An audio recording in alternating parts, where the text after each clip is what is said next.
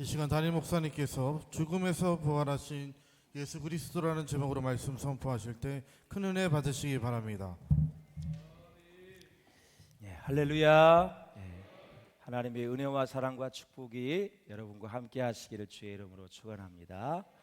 예수님이 부활하셨습니다. 부활의 기쁨과 능력이 저와 여러분 가운데, 우리의 교회 공동체 가운데, 우리 대한민국 온 세계에 함께 할 줄로 믿습니다. 우리 사중창과 우리 반주로 계신 김명훈 권사님, 또 오케스트라 너무 감사합니다. 우리 박수로 격려하며 하나님께 영광 올려드렸습니다. 고맙습니다. 감사합니다.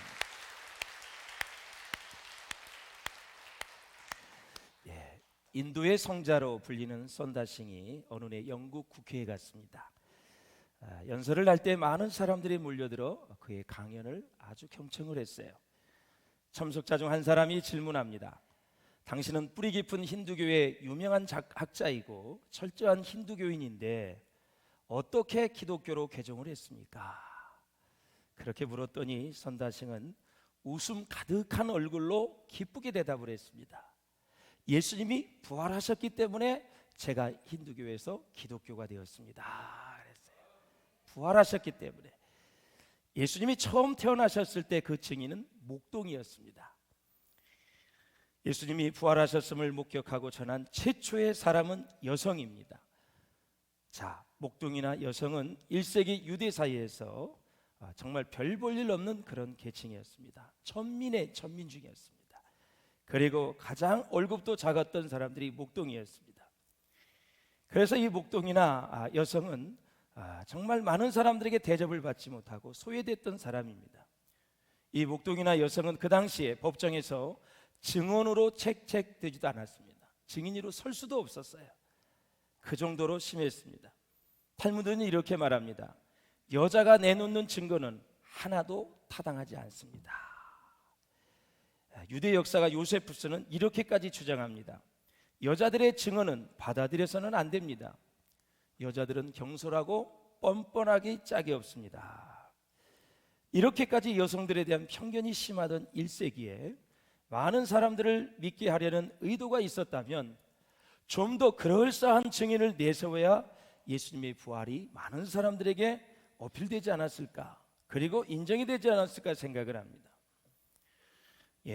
노만 가이슬러가 쓴 진리의 기독교에서 보면은 예수님 부활의 초기 증인 가운데는 막달라 마리아가 있다라는 사실을 지적을 하면서 그는 이렇게 말합니다.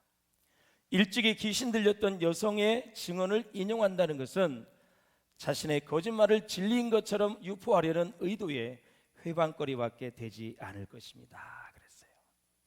사랑하는 여러분, 부활 소식을 전하게 하려고 초대교회는 믿을 만한 사람을 뽑아서 사기극을 연출할 필요가 없었습니다. 이렇듯이 별 볼 일 없는 사람의 증언이야말로 초대교회가 부활을 날조하지 않았다는 강력한 증거 중에 증거이다라는 것이죠.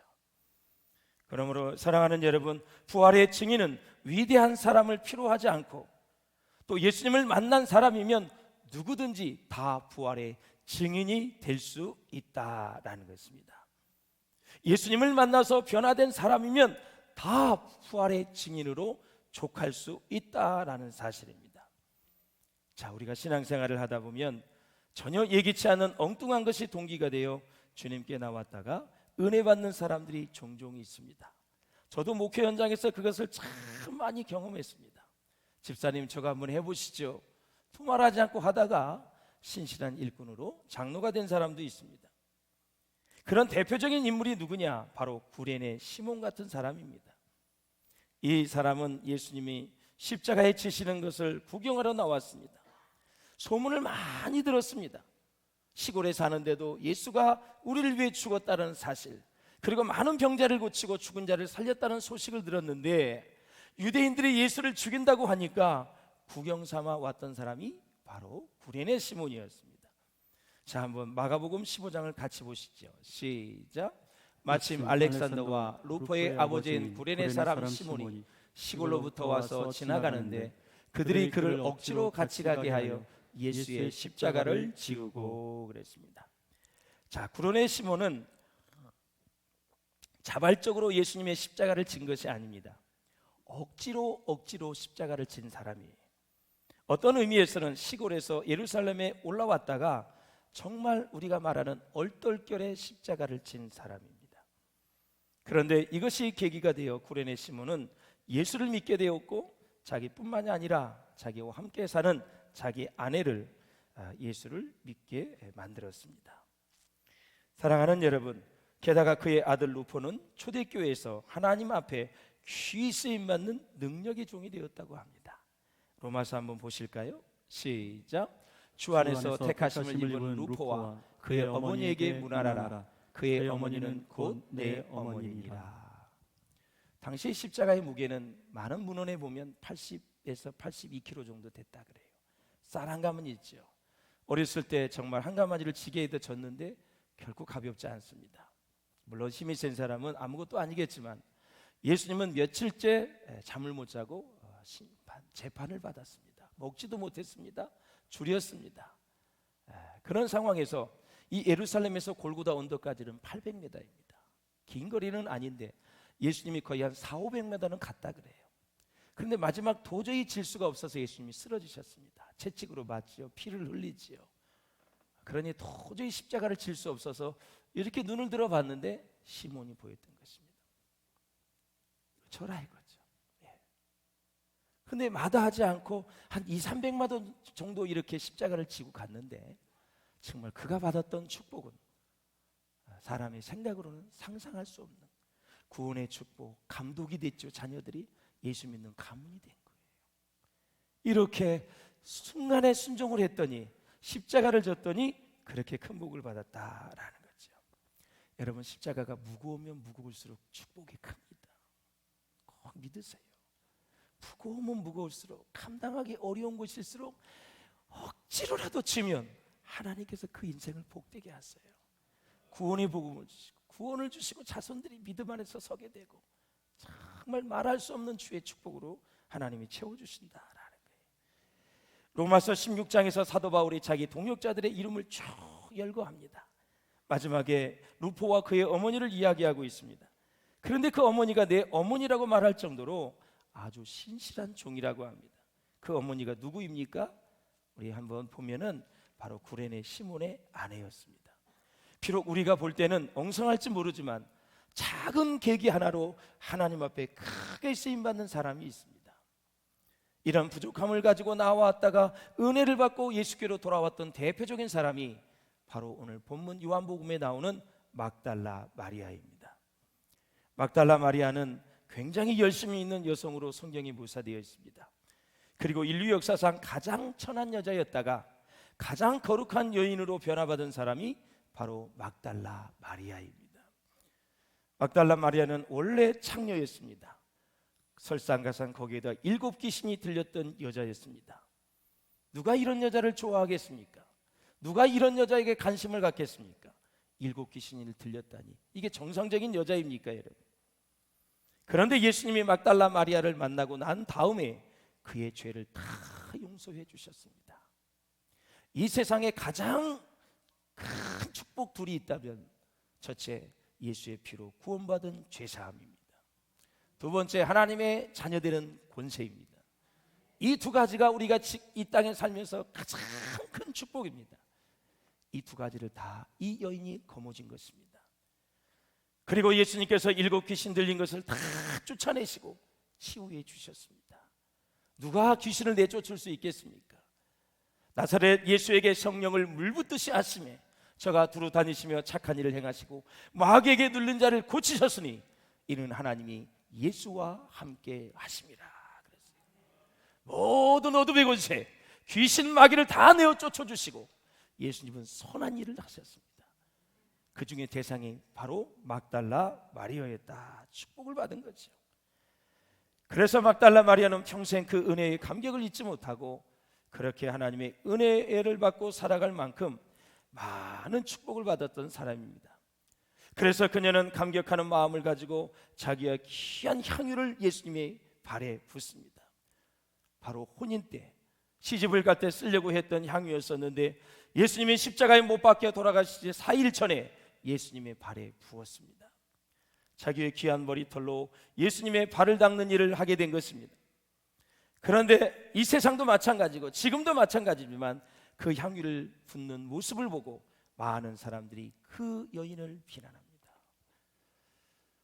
유다 같은 사람은 이것을 가난한 자에게 쓰면 얼마나 좋으련만, 바보 멍청이, 돌아도 한참 돌았구나, 이걸 어떻게 이 머리에다 붓는다 이거죠. 아주 비난을 했습니다. 유다는 그때부터 알아보았습니다.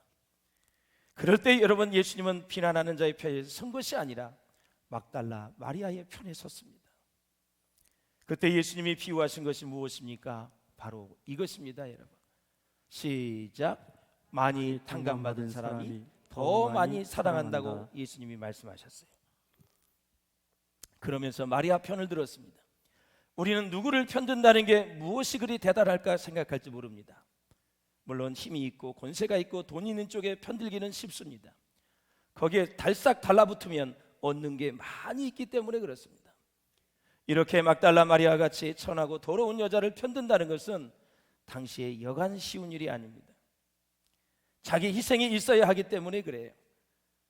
예수를 믿는 사람들은 이렇게 연약하고 가난하고 부족한 사람들 편에 설 줄 아는 사람이 바로 하나님의 자녀여야 합니다. 지금 장애인 문제로 여야가 많이 옥신각신하고 있습니다. 조금 더 목소리를 낮추고 우리가 생활에 불편함을 느낀다 할지라도 장애인들의 말을 잘 들어줘야 되는 것입니다. 생활의 불편함을 감수하는 것이 사랑입니다. 여러분, 그들 때문에 여러 가지 불편해도 우리는 그 불편함을 끝까지 감수하는 것이 사랑이란 말이죠. 그래서 사람들 때문에 여러 가지 예산도 많이 들어가고 많은 불편함이 있다고 지금 도출점을 찾아내지 못합니다. 돈이 많이 들어간다 할지라도 한 영혼이 천하보다도 귀하기 때문에 그들의 말에 귀를 기울여 줘야 우리는 하나님의 자녀답게 사는 것입니다. 그러한 정치인이 여야에 많이 있었으면 좋겠습니다. 여러분, 불편하지 않고 어떻게 이웃을 사랑할 수 있겠어요? 불편함을 감수하지 않고 어떻게 그들을 안고 갈 수 있겠어요? 불편함을 여러분 감내하지 않고 어떻게 부부가 살아갈 수가 있겠어요? 100% 마음에 드는 사람이 있습니까? 나와보세요. 나와봤자 내가 책임을 못 지지만 하여튼 어떻게 할 수가 있냐고요. 그냥 사는 거지. 감사함으로, 사랑으로 하나님이 맺어주셨다고 믿고 그냥 사는 거지. 할렐루야. 사랑하는 여러분, 그렇습니다. 예수님이 무덤에 제일 먼저 도착한 사람은 막달라 마리아입니다. 부활의 주님을 먼저 만난 사람도 막달라 마리아입니다. 그래서 사복음서는 이 기사를 다 싣고 있어요. 그만큼 마리아가 신앙적으로 높이 평가되고 있다는 사실이에요. 자, 20장 1절을 같이 보실까요? 시작. 안식 후 첫날 일찍이 아직 어두울 때에 막달라 마리아가 무덤에 와서 돌이 무덤에서 옮겨진 것을 보고. 아멘. 여기서 이른 아침은 사경입니다. 유대인들은 밤을 넷으로 구분을 하는데 초저녁, 중간 저녁, 아주 깊은 밤, 새벽, 이렇게 네 개로 나눕니다. 네 구분을 해요. 이 구분에 따라 군인들이 보초를 설 때가 사계도를 합니다. 그러니까 본문에 나오는 사경은 새벽이며 군인들이 교도하는 시간입니다. 지금 우리 시간으로 환산하면 새벽 3시에서 6시까지가 사경입니다. 안식일에는 무덤을 찾아갈 수 없었기 때문에 안식일이 끝나고 난 다음 막달라 마리아는 가장 하루의 첫 시간에 무덤에 계신 예수님의 모습을 보려고 온 것입니다. 새벽 3시에서 6시 사이에 갔는데 몇 시에 갔는지는 모릅니다. 그러면서 이 마리아는 아마도 첫날 밤 잠을 이루지 못했을 것입니다. 어떻게 하면 예수님을 뵈러 빨리 갈 수 있을까? 어떻게 하면 예수님 무덤에 갈 수 있을까? 만날 수는 있을까? 그 열정을 가지고 제자들보다도 먼저 무덤에 찾아갔습니다. 무엇이 그녀를 이렇게 만들었습니까? 바로 하나님께 받은 은혜 때문이었습니다. 은혜를 받으니까 열정적인 신앙으로 변화가 된 것이에요. 베드로와 다른 제자들도 예수님 무덤에 와보았지만 빈 무덤만 확인한 채 돌아갑니다. 이게 도대체 어떻게 된 거야? 무덤에 예수님이 없어요. 그러면 예전에 말씀하셨던 부활을 생각을 해야 되는데 다 모르겠다, 고향으로 가자, 물고기나 잡자. 그래서 다 갈릴리 바다로 가버렸습니다. 그런데 3년 동안 훈련도 받지 않았던 장녀였고 7귀신이 들렸던 이 여인은 그 무덤을 지키고 있습니다. 궁금한 거지, 어디에 있는지. 마리아는 그 자리를 떠나지 않았습니다. 예수님 시신을 자기 집에 모셔두길 원할 정도로 그분을 사랑했습니다. 마리아를 보면은 예수님을 사랑하는 건 대단한데 마리아에게도 하나의 조금 부족한 점이 있었습니다. 믿음이었습니다. 부활하신 예수님을 만나러 온 것이 아니라 죽은 시신을 자기 집으로 모시기 위해서 온 거예요. 그런데 예수님은, 하나님은 우리가 장점 하나만 있으면 그걸 보고 축복하시는 분이에요. 예수님을 그렇게 보고 싶어하고 사랑하는 마음이 있었기 때문에 그가 제자들보다 제일 먼저 왔습니다. 새벽 3시에 4시에 온다는 거 몇 시에 일어날까요? 그가 있던 막달라 마리아에서 그가 예루살렘의 골고다 언덕의 바로 옆에 한 50m 옆에 무덤이 있었거든요. 골고다 언덕 옆에 아주 가까이 있습니다. 거기까지 올라면 최소한 1-2시간은 걸어야 됩니다. 그럼 몇 시에 일어났다는 거예요? 그 정성을 예수님이 보신 것입니다. 사랑하는 여러분, 이렇게 시신을 찾으러 갔던 이 마리아, 예수님은 이전에 자신이 부활하실 것에 대하여 자주 말씀하셨습니다. 요한복음 11장에 보면 나사로가 죽었지 않습니까, 여러분? 죽었는데 3일 만에 그를 다시 살리시고 나서 예수님이 말씀하셨습니다. 자, 읽어보시죠. 예수께서 시작. 예수께서 이르시되 나는 부활이요 생명이니 나를 믿는 자는 죽어도 살겠고 무릇 살아서 나를 믿는 자는 영원히 죽지 아니하리니 이것을 내가 믿느냐. 아멘. 예수님은 부활이고 생명이다. 나를 믿는 자는 죽는다 할지라도 살아날 것이고 지금 살아있는 상태에서 믿는다면 영원히 죽지 않는다. 살아있는 이 생명이 천국까지 가서 영원히 산다는 얘기예요. 여러분, 우리가 얼마나 축복을 받았습니까? 내 안에 예수님이 살아계시고 내 안에 계신 거예요. 목숨이 끊어지는 순간 영과 육이 분리되어서 살아있는 그 영이 영원한 저 천국에서 주님과 함께 영생 복락을 누리는 거예요. 놀라운 축복입니다. 깨달을 수 있기를 주의 이름으로 축원합니다. 그거 하나만 깨달아도 세상 쳐다보지 않습니다. 오직 주님께 집중할 수 있습니다. 이것은 바로 막달라 마리아도 정말 예수님이 부활한다는 것을 잘 알고 있었을 것입니다. 그렇지만 그 말씀을 잊어버렸습니다. 막달라 마리아와 제자들은 예수님의 시신을 찾으러 간 것입니다. 이것이 바로 우리의 문제인 것입니다. 우리는 매주 예배하는 자리에 나올 때 어떤 분을 만나러 왔습니까? 지금도 살아계시고 역사하시는 부활의 주님을 만나러 오십니까? 아니면 2000년 전에 죽었던 시신 같은 예수님을 만나러 오십니까? 사랑하는 여러분, 실제로 많은 사람들이 죽은 예수님을 찾으러 올 때가 참 많이 있습니다. 그래서 우리의 인생 가운데 죽음이 생각이 나면 말씀을 기억해야 됩니다. 영생을 기억해야 돼요. 불안과 염려가 오면 하나님의 평안을 우리가 기억해야 돼요. 고난이 찾아올 때 고난 뒤에 주시는 축복을 기대해야 됩니다. 원망과 불평이 찾아올 때 감사함으로 하나님이 주신 말씀을 기억해야 이길 수 있다라는 것입니다. 질병이 찾아올 때 예수의 이름으로 기도할 때 치유된다는 사실을 믿고 치유의 말씀을 기억해야 된다는 것입니다. 죽도록 미운 사람이 생기면 용서하라, 네 원수를 위해 기도하라, 축복하라는 말씀을 기억해야 된다는 것입니다. 그 상황에 맞게끔 말씀을 기억해내면 그 말씀이 능력이 되어져서 우리는 승리할 수 있다라는 사실입니다. 할렐루야. 놀러 가고 싶고 주일날 골프하고 싶고 취미생활 하고 싶을 때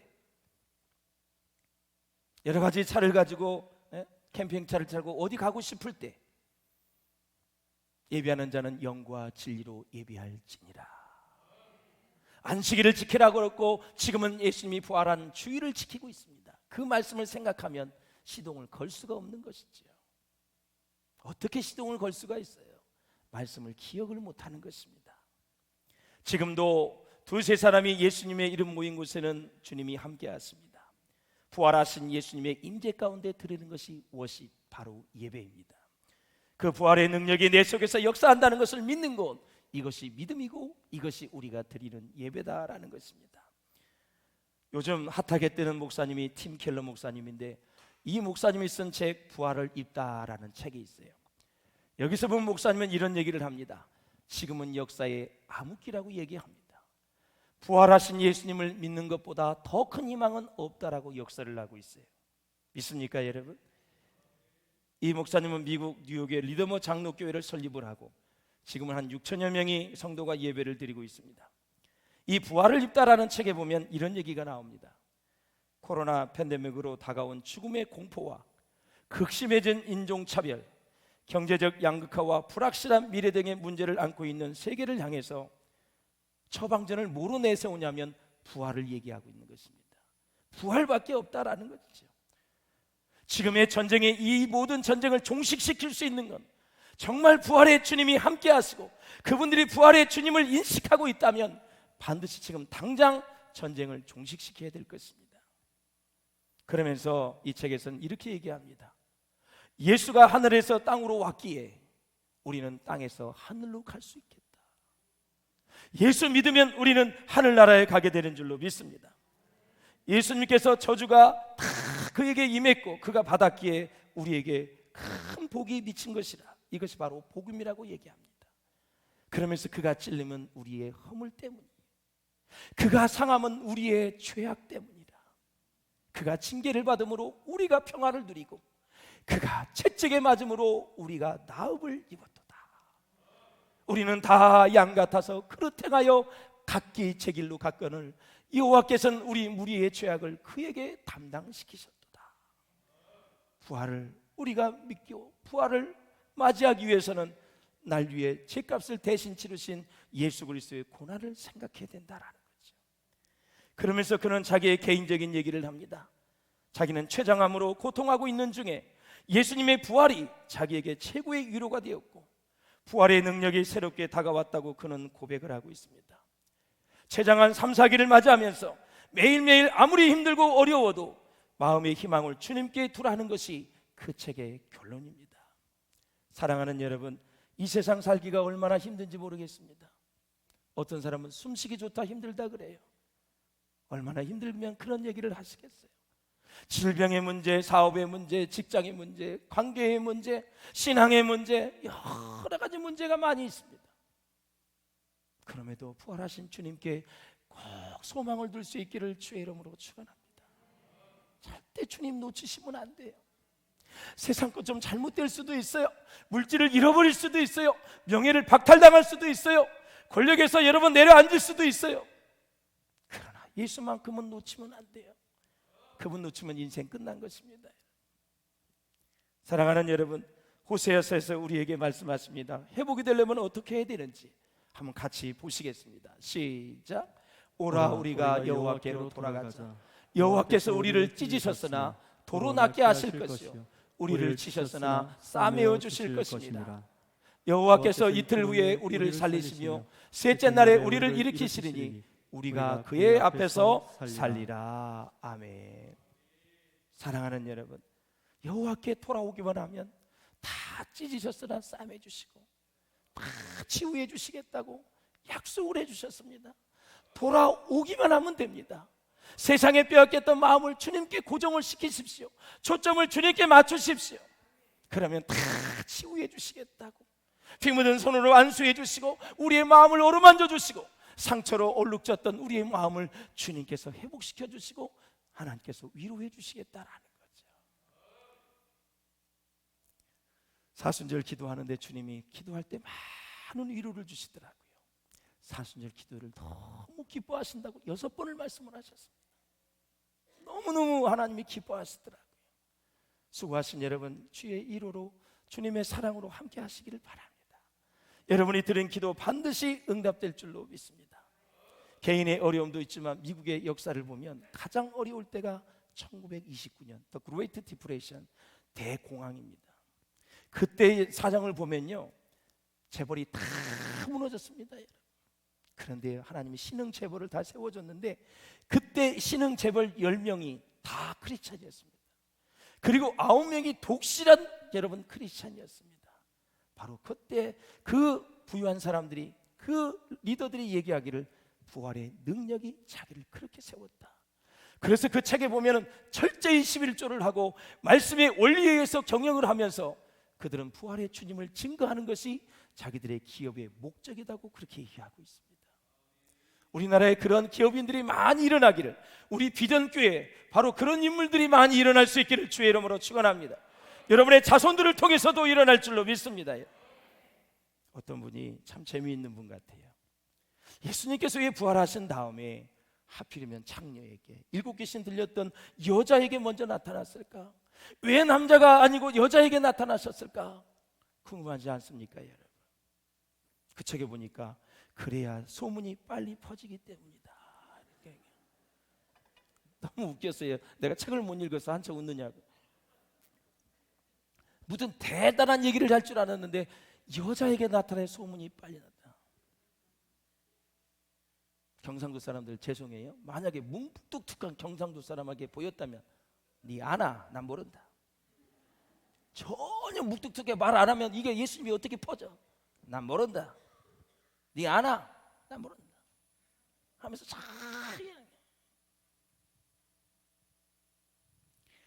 그냥 웃자고 하는 얘기죠. 오늘 본문 16절에서 예수님께서 마리아를 부르실 때, 마리아야, 동산직인 줄 알았어. 마리아. 예수님의 음성을 딱 알아차리는 순간 영적인 눈이 띄었고 믿음의 세계가 열리는 순간이었습니다. 말씀이 깨달아질 때, 말씀이 이해가 되어질 때, 은혜가 되어질 때 믿음의 눈이 열리는 것입니다. 영이 순간 깨어나는 것입니다. 안 들렸던 말씀이 들려지는 순간 믿음이 열리는 것입니다. 영이 깨어나고 소생하는 거예요. 그게 여러분 영성에서 중요한 거예요. 단 한 말씀이라도 오늘 믿음이 왔다면 여러분 영이 열린 거예요. 믿음이 지금 살아있는 거예요. 할렐루야. 3년 동안 예수님을 따라다니면서도 계속 의심했던 도마 얘기를 좀 하고 싶습니다. 마지막 순간에 결정적으로 예수님 앞에 오지 않았지요. 부활을 했는데 예수님이 처음 제자들을 만났을 때도 함께 있지 않았습니다. 학자들은 무슨 바쁜 일이 있었나? 어떤 사람은 무관심한가? 거의 99%는 예수님의 부활에 무관심했습니다. 왜? 의심이 있었기 때문에. 안 믿는 거죠. 도마는 자기의 이성, 자기의 시각, 청각으로도 안 됩니다. 직접 손으로 만져봐야 된다는 거죠. 8일 동안 자기 동료들과 논쟁을 벌였습니다. 부활이냐 아니냐. 그래도 믿지 아니한 사람이 도마였습니다. 예수님이 도마를 만져주시는데 내 손가락을 이리 내밀어 내 손을 보고 내 손을 내밀어 내 옆구리에 넣어보라. 그리하고 믿음 없는 자가 되지 말고 믿는 자가 되라 그랬습니다. 깊은 애정과 긍휼의 마음을 가지고 만나주셨어요. 여러분, 예수님은 믿음 좋은 사람에게만 좋은 감정을 가지시는 게 아니라 의심하고 결정적인 믿음을 갖지 못하는 사람에게도 긍휼히 여기는 마음을 가지고 우리를 만나주신다는 거죠. 내가 저항하고 반항할 때에도 우리를 불쌍히 여겨주시고 찾아오시는 분 예수님. 8일 만에 도마에게 나타나셔서 그를 야단치거나 비판하지 않으셨어요. 3년 동안 헛수고했다 이놈아. 아이고, 그렇게 많이 부활한다고 얘기했는데 못 믿어? 머저리 같은 놈. 이렇게 하지 않았어요. 야단치지 않았어요. 우리가 실수할 때 예수님은 야단치지 아니하시고 믿음을 갖게 되기를 원하신다라는 거예요. 마지막 순간까지 믿음이 생기지 않으면 예수님은 직접 찾아오시는 거예요. 그게 신방입니다. 도마의 수준으로 내려가셔서 예수님을 풀어주십니다. 직접 만지게 하십니다. 이게 전도요, 한 영혼을 예수님 앞으로 인도하는 방법인 줄로 믿습니다. 하나님은 인간이 되셨어요. 최고의 눈높이를 하신 거예요. 도마의 수준에서 말씀해 주시는 거예요. 그리고 나서 믿음이 없는 사람이 되지 말고 믿는 사람이 되라. 저도 이렇게 25년 목회하면서 성도들과 상담할 때 이런 생각이 들어요. 막 얘기를 하시는 거예요. 상담을 오면 속으로 믿음 좀 가졌으면 좋겠다. 믿음 있는 말을 했으면 좋겠다. 만 곁다리만 잡고 있는 거야. 마음속으로 믿음 있는 말을 하면 얼마나 좋을까. 얼마나 좋을까. 근데 어떻게 할 수 없죠. 속으로 기도만 하는 것이죠.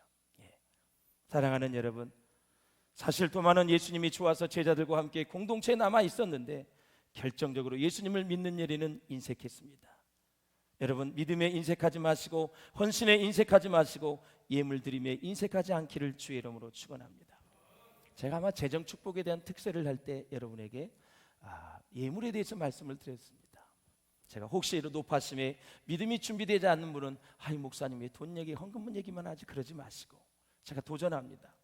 성경에 여러분들이 예물을 드려야 되는 프로테이지는 23%입니다. 여러분의 수입에. 그걸 어떻게 해야 되느냐? 사례 월급의 11조를 하면 되고 1년에 절기가 4번입니다. 성탄절, 부활절, 맥주절, 추수감사절입니다. 이때 여러분이 여러분의 11조의 2배, 3배를 하면 20%가 채워집니다. 그리고 나서 3% 감사를 하든 구제를 하든 선교를 하든 등등 해서 여러분이 하나님 앞에 1년 동안 드린 예물이 23%가 되어야 구약 신약에서 말하는 성도가 하나님 앞에 드려야 될 예물인 것입니다. 그래서 여러분, 부유하고 복을 많이 받은 사람은 왜 절기 때 예물을 많이 드려야 되냐면 이 절기 4개가 다 뭔지 아세요? 가난한 자, 이웃, 어려운 사람을 돕는 게 절기입니다. 그래서 3개월 동안 기다렸다가 또 가난해진 사람을 또 절기를 맞아서 돈을 헌금한 걸로 도와주고 먹여주고 입혀주는 것입니다. 또 3개월 지나서 또 먹여주고 입혀주는 것입니다. 절기 때. 그래서 여러분, 최소한 여러분의 11조의 2~3배를 해야 절기의 헌금이에요. 더 많이 하는 사람도 많이 있지요. 그래야 이제 어려운 사람들을 다 그때 돕는 거예요. 선교사도 돕고 장학금도 주고 그다음에 교회 어려운 분들도 은밀하게 또 섬기고, 이렇게 해서 우리가 하나님께서 주신 부를 평등화시키는 거예요. 그렇게 될 수 있기를 주님의 이름으로 축원을 드립니다. 사랑하는 여러분, 도마에게 믿음이 없다기보다는 도마는 믿음이 점점 약해져 갔습니다. 크리스찬의 문제가 무엇인지 아닙니까? 여러분, 믿음이 약해지는 거예요. 믿음이 없는 게 아니에요. 믿음이 점점 약해지다가 결국 여러분, 열심, 봉사, 찬송, 기도, 헌신이 다 사라지는 거예요. 유럽 교회도요, 그렇게 교회가 무너진 것이 처음에 믿음이 없는 것이 아니라 점점 약해지다가 결국 술집, 디스코장, 극장, 그 다음에 문화원 이런 쪽으로 교회 건물이 다 여러분 팔려나갔어요. 믿음이 식어가고 있는 것을 예민하게 여러분 관찰할 줄 아셔야 돼요. 목회자가 여러분들을 보면 어떤 사람은 믿음이 상승하고 있고 어떤 사람은 믿음이 식어지는 게 있어요. 한꺼번에 식어지질 않아요. 점점 식어지다가 하나님께 멀어지는 거예요. 예. 자, 우리 20장 28절 한번 읽어보실까요? 시작. 도마가 대답하여 이르되 나의 주님이시오 나의 하나님이시니이다. 아멘. 신방 가셔서 만지라 그랬고, 그리고 믿음 있는 자가 되라 그랬더니 나의 주님이시고 나의 하나님이십니다 그랬어요. 도마는 그래서 나중에 저 먼 곳으로 가서 복음을 전하다 도마도 순교를 했습니다. 이 의심 많은 도마도. 사랑하는 여러분, 말씀을 정리하려고 합니다. 진정한 기독교는 부활하신 예수님을 믿는 것입니다. 할렐루야. 그래서 우리가 신앙생활을 할 때 참 믿음이 중요한데, 믿음은 선택이거든요. 사람은 하나님을 믿을 수도 있고 믿지 않을 수도 있습니다. 그러나 하나님은 모든 사람이 믿음을 가지기를 원한다는 거죠. 우리는 나쁜 말을 할 수 있고 좋은 말을 할 수도 있는데 의지적으로 좋은 말을 하기로 결정하는 것입니다. 아담과 하와가 선악과를 먹을 수도 있고 안 먹을 수도 있습니다. 그러나 그들은 먹기로 결정한 것입니다. 그것이 자유의지와 선택의 관계입니다. 사랑하는 여러분, 우리 모두 믿는 성도들이 자유의지를 하나님을 위해 사용할 수 있기를 주의 이름으로 축원합니다. 할렐루야. 선한 데 쓰셔야 돼요. 자, 우리 20장 29절 한번 보시겠습니다. 시작. 예수께서 이르시되 너는 나를 본고로 믿느냐? 보지 못하고 믿는 자들은 복되도다 하시니라. 할렐루야. 우리는 선택의 기로에서 언제든지 기억하십시오. 따져보고 확인한 후에 믿는 것도 복이지만 그대로 순전하게 믿는 것도 복 중에 복인 것입니다. 선택의 기로에서 부정적인 것을 택하지 말고 긍정적인 것을 택해야 됩니다. 안 되는 것을 택하지 말고 되는 것을 택해야 됩니다. 눈에 보이는 현상에 집착하지 말고 믿음의 향방을 쫓아가야 됩니다. 예수님께서 믿는 마음을 주시면 우리는 말씀이 믿어지기 시작하거든요. 그때 예수님이 보이기 시작하고 우리의 영의 눈이 열리고 믿음의 세계가 열리는 것입니다. 부활의 주님이 하시는 일은 바로 말씀에 불을 붙여주시는 거예요. 뜨거운 마음을 주셔서 하나님 앞에 역사하도록, 일하도록, 봉사하도록 만들어주시고 불타는 심령을 우리에게 주시는 것입니다. 말씀을 들을 때 폭발을 합니다. 그 말씀이 힘이 되어지고 믿어지면서 할 수 있다, 된다, 그런 마음이 믿음이 생기는 거예요. 그러면서 소망 중에 주를 바라보고 미래를 바라보는 사람으로 변화된다라는 거죠. 부활과 동시에 강조되는 것이 성령입니다. 성령을 받으면 우리는 꿈이 생기는 것입니다. 그래서 사도행전에 보면 말세에 내가 내 영으로 모든 육체에 부어주리니 너희의 자녀들은 예언할 것이요 너희의 젊은이들은 환상을 보고 너희의 늙은이들은 꿈을 꾸리라 그랬습니다. 성령이 부어지면 부활의 능력이 부어지는 것입니다. 성령이 불이 붙으면 마음이 뜨거워집니다. 믿음이 하나가 됩니다. 사랑의 역사가 나타납니다. 소망의 인대를 가지고 나아갈 수가 있고 하나님의 나라가 가까워지며 모든 죄악을 이기고 승리하게 될 줄로 믿습니다. 예수님의 부활을 통해서 우리의 죄 문제가 해결되고 질병이 치료받고 우리의 모든 죽음의 문제가 해결될 수 있기를 주의 이름으로 축원합니다. 사랑하는 여러분, 예수님이 부활하신 우리의 부활의 메시지 3가지가 있습니다. 잊지 마십시오. 첫째, 너희에게 평안이 있을지어다.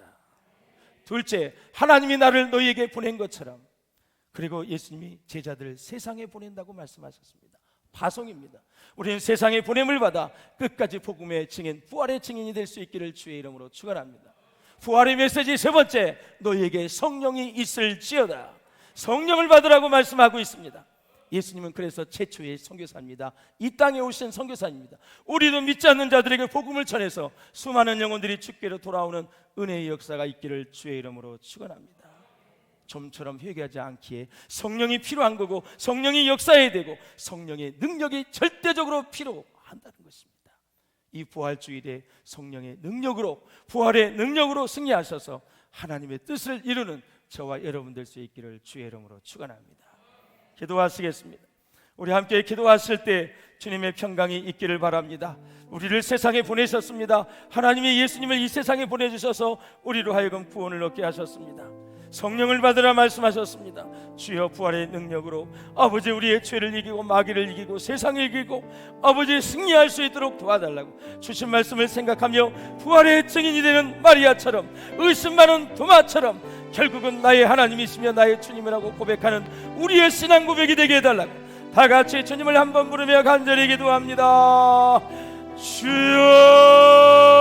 주여, 좋으신 하나님 아버지 은혜와 사랑을 감사합니다. 예수님의 부활로 하나님입니다. 아버지는 죄의 문제에서, 질병과 심판의 문제에서, 죽음의 문제에서 자유케 하시고 하나님은 성령 하나님 우리와 함께 하셔서 은혜와 사랑을 깨닫게 도와주시고 성령의 능력과 권능으로 함께 해주셔서 우리를